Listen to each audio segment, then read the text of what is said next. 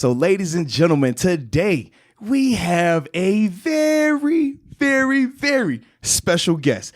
9-year NFL veteran, multi-time Walter Payton Man of the Year award winner for the Pittsburgh Steelers, 3-time Pro Bowler, All-Pro, defensive captain of your Pittsburgh Steelers. Ladies and gentlemen, Mr. Cam Heyward.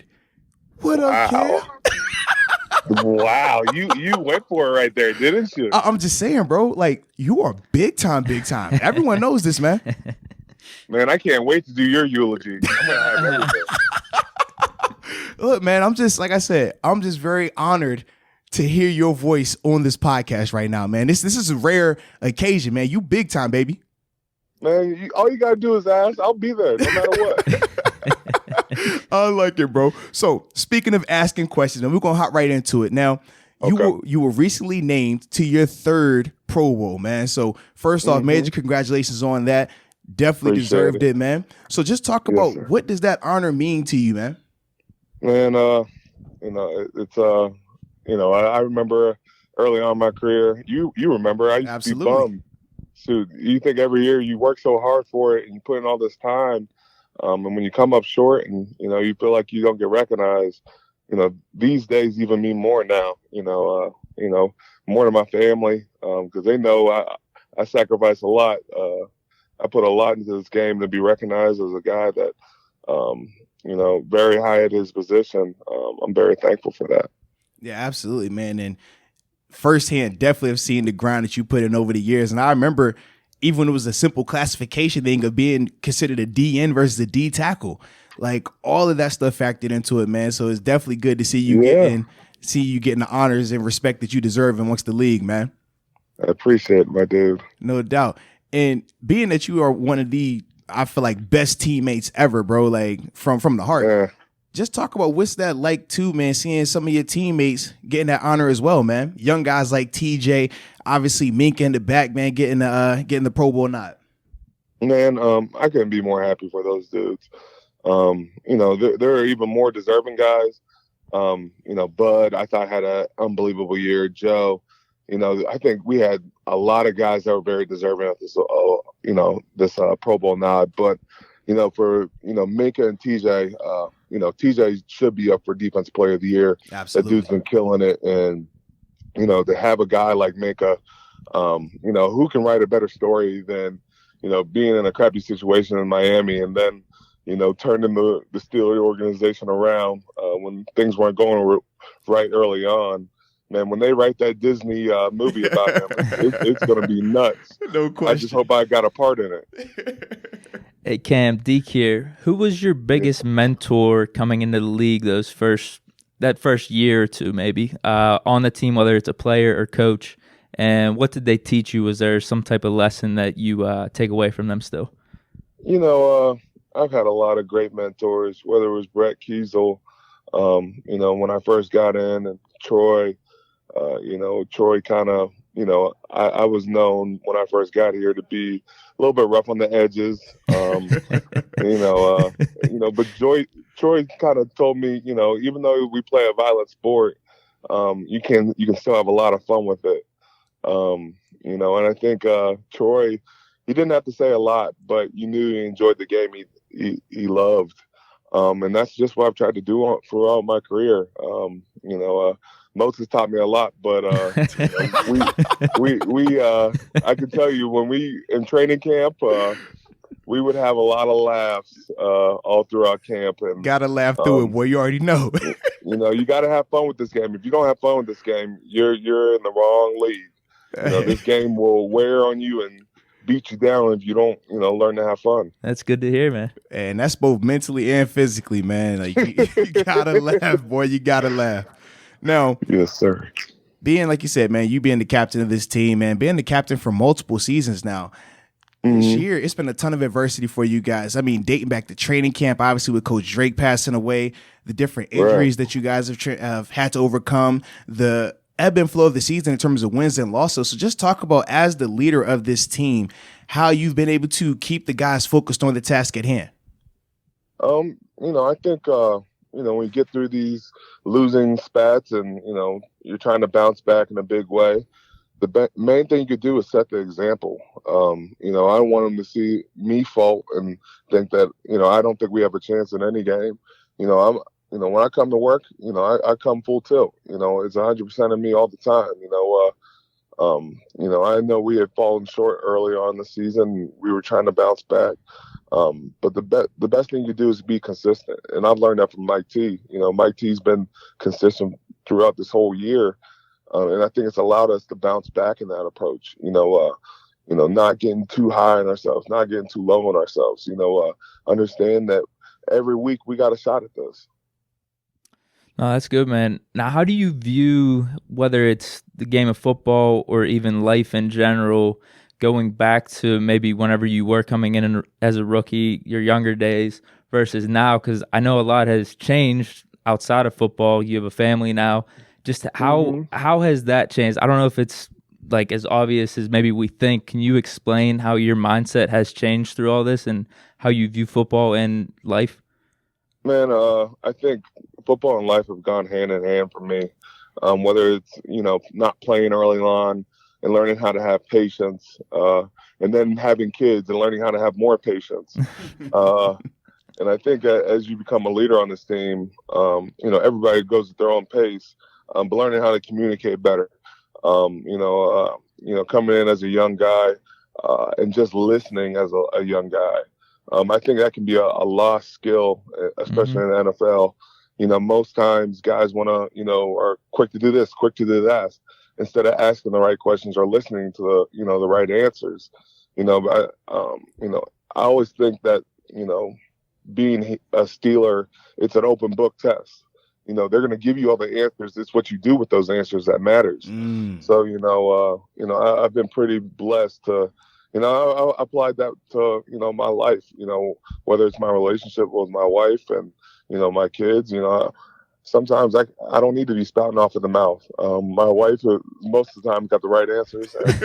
My kids don't need to tell me the right answers.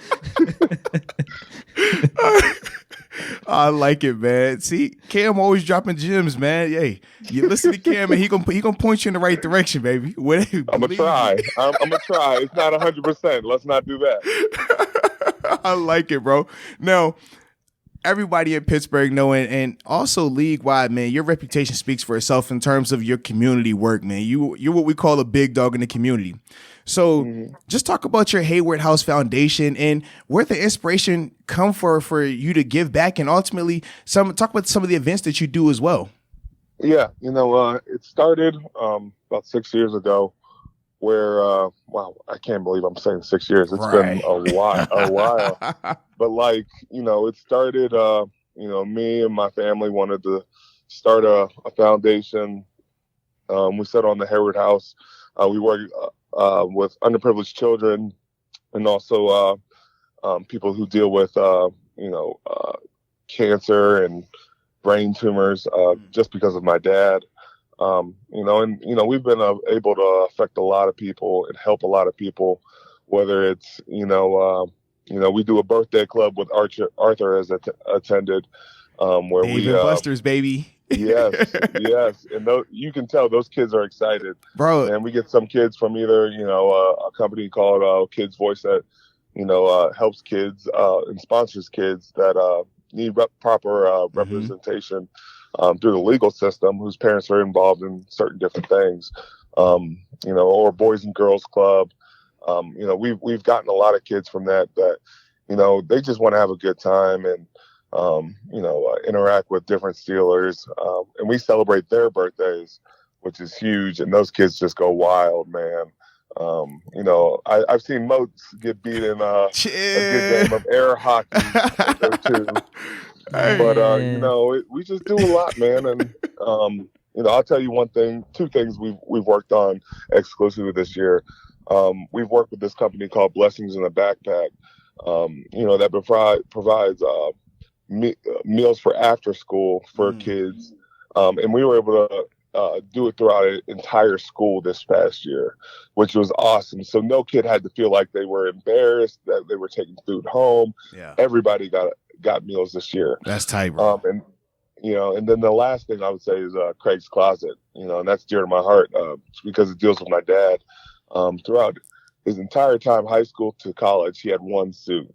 Wow. And it was always his dream to give back in that regard where, young men could have a nice suit, a button-up shirt, to, go to prom or go to a job interview or a college interview.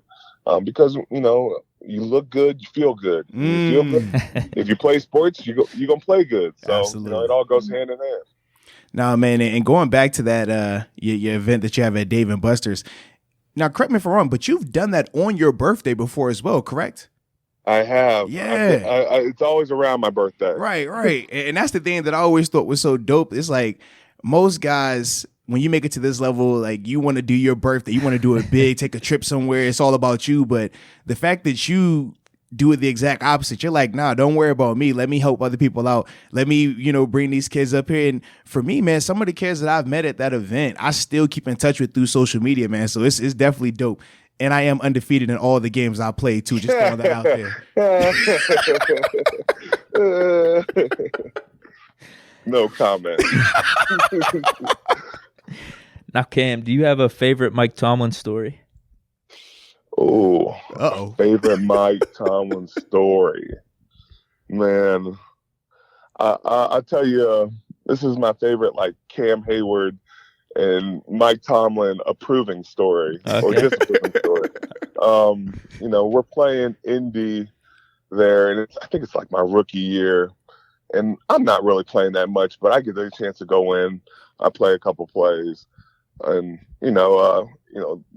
nowadays teams do this pace offense, and get rolling. So I'm running off the field. I just played a couple plays, and I trip and I fall on my face right in front of Mike T.